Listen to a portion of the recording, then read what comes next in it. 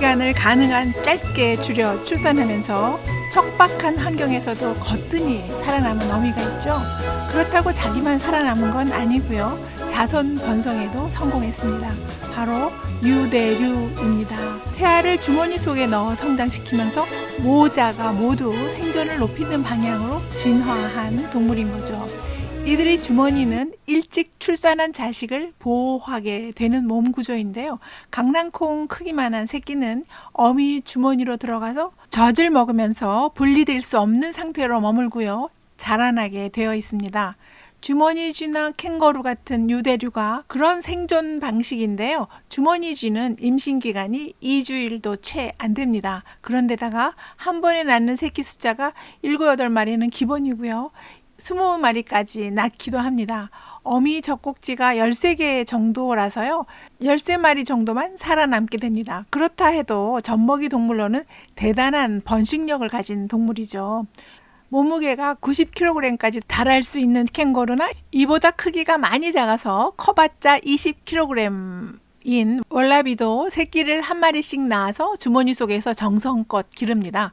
주머니 쥐도 그렇고 캥거루도 그렇고 주머니 방향은 새끼가 빠지지 않게 되어 있는데요. 주머니 방향이 거꾸로 아래쪽을 향하게 되어 있는 동물도 있습니다. 새끼가 주머니 속에서 빠져버릴 텐데요. 왜 그런 주머니를 갖게 되었을까요? 그게 새끼들에게 도움이 될까요? 코알라는 호주의 상징이 되고 있습니다. 코알라는 호주 태생이고요. 독특한 외모를 가진 유대류인데요. 새끼를 넣고 기르는 주머니 방향이 특이합니다. 캥거루처럼 주머니 입구가 위를 향해 있다면 새끼를 넣고 뛰어다녀도 아무 지장이 없겠지만요. 코알라는 주머니 입구 방향이 아래쪽을 향해 있어서요. 새끼를 넣고 움직이다간 새끼가 밑으로 빠질 형편입니다. 암컷 주머니는 졸라매는 끈처럼 강력한 관략끈으로 꽉 조일 수 있어서요. 새끼가 주머니 밖으로 떨어지는 걸 막습니다. 대신에 새끼가 좀 자라나면 거꾸로 뒤로 향한 주머니를 빠져나와서 엄마와 바짝 붙어서 등에 엎여서 지냅니다.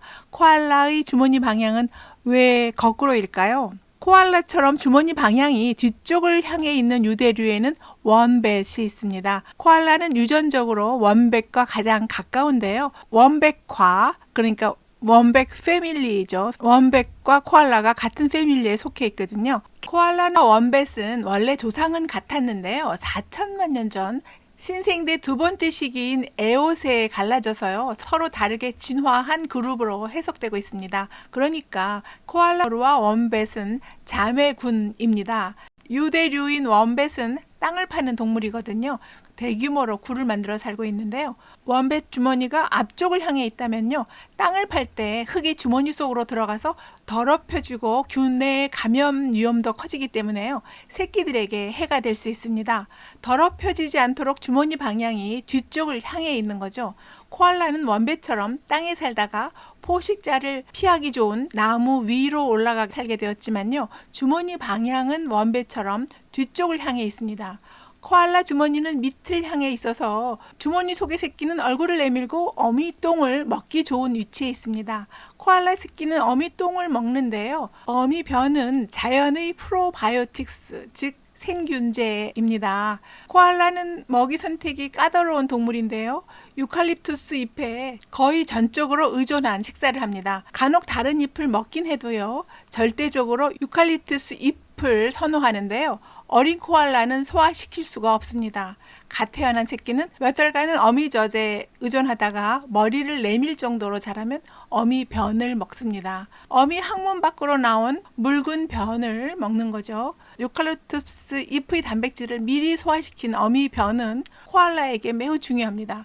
식물 단백질과 미생물을 포함하고 있어서요. 앞으로 유칼립투스 잎을 스스로 먹어야 할 때를 위한 준비 과정으로 필요하고요. 어미 변을 먹으면서 얻어진 미생물은 먹이 소화를 돕게 됩니다. 코알라 어미 젖은요. 어미의 몸 크기에 비해서 가장 양분 함량이 적은 젖입니다. 다른 동물들은 어미 젖만 먹고 몇십 킬로그램까지도 쑥쑥 자라기도 하는데요. 코알라 젖은 양분이 너무 적어서 어림도 없습니다. 코알라는 출생 후 13주가 되면요, 몸무게가 50g 정도 되는데요. 눈을 뜨기 시작하고 고운 털이 자라나기 시작합니다. 26주가 되면 몸에 털이 다 덮이면서 주머니 밖으로 머리를 내밀기 시작합니다. 6개월 정도가 될 때까지는 성장 속도가 더디지만요, 이후 주머니 밖으로 얼굴을 내민 다음부터는 어미 변을 먹기 시작하는데요.